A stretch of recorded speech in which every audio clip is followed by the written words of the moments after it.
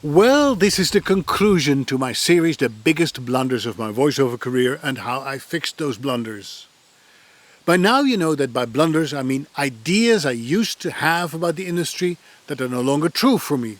Ideas people had taught me and told me about. Ideas that are still making the rounds today. And what are they? Well, let's recap. Number one is I used to believe that if you build it, they will come. Number two, you have to spend a lot of money on marketing to be heard. Number three, you have to do it all by yourself. Number four, the best talent always wins the audition. Number five, doing auditions is great practice. Number six, voiceovers is a numbers game. Number seven, you are working for a client. 8, you have to chase work relentlessly. Number 9, it's okay to bid on a project if you don't know what it's worth. And number 10, it is fine to record voiceover jobs that are not in line with your values. If you still believe in any of these ideas, you may want to revisit the relevant videos to hear my take on it. But what I found interesting was that during the entire series, no one commented saying, "Paul, I think you're wrong, and here's why." Not that I need any validation from you. I don't ever do these videos or write my blog posts so people will agree with me. I want you to take the information in and decide for yourself if this resonates with you. And if it does, great. If it doesn't, that's fine too. But tell me why you think that way, because I am not always right. And there's still so much to learn. The only reason I could start this series was because I began to question what so-called industry experts were telling me. Now, I'm not someone who will reject an idea out of hand, especially when it comes from an authority I respect.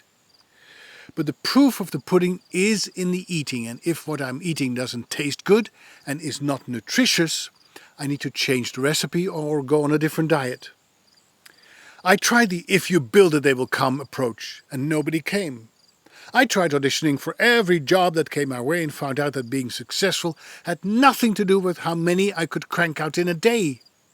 Of course, I tried chasing work for a number of years, and I almost gave up until I started creating content. I tried to rely on myself until I started outsourcing the things I wasn't good at. And I can come up with at least 10 more blunders, believe me, enough to write a new book. Maybe I should do that, right? I may be a voiceover veteran, but that just means I have had many more years to make many more mistakes, and I keep on making blunders because the industry has changed so much since I started working the mic at age 17, and I'm 60 now. Oi.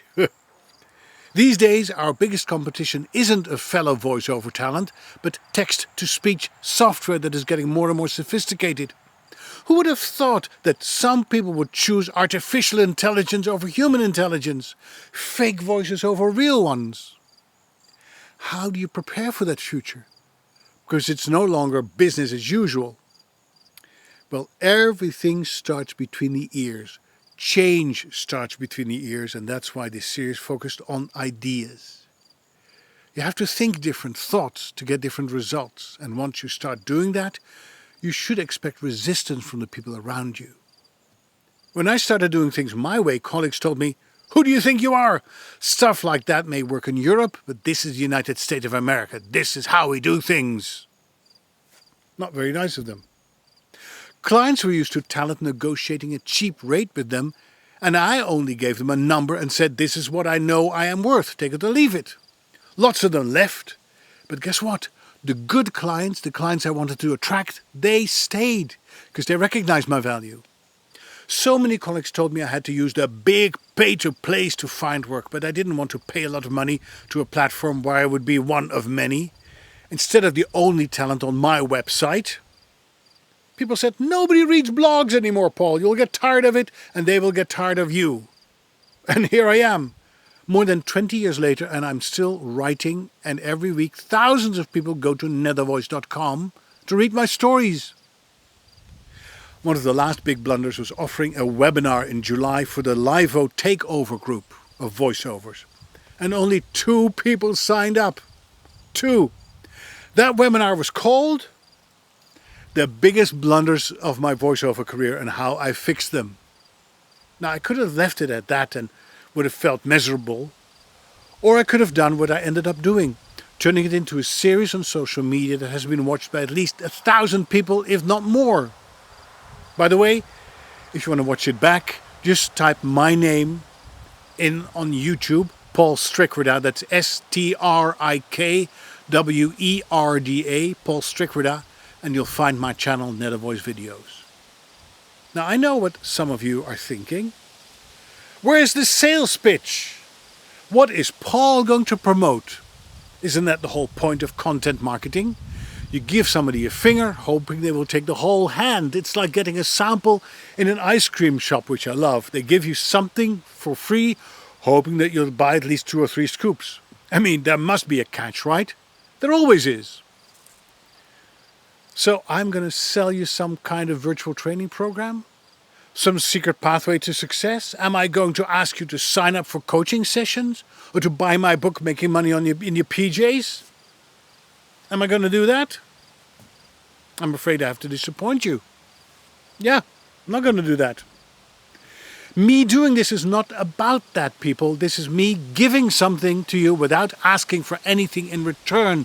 It's not about money or about likes, although getting a few thumbs up always makes my day. You know, see, when you like something, you tell the algorithms that you found certain content to be valuable, and as a result, that content will be presented to more people. So I guess that is my only wish, for more people to hear my take on things. Changing my ideas about the business has transformed my business and has helped me be more successful doing things I love to do. And my wish for you is to be as successful too, whatever success means to you. The end of this series doesn't mean the end of me posting stuff on social media. I'll be posting as often as I can. As long as there's still music in me, I will keep on singing, and I hope you will stay in touch and find out what blunders I will make next. Thank you so much for watching.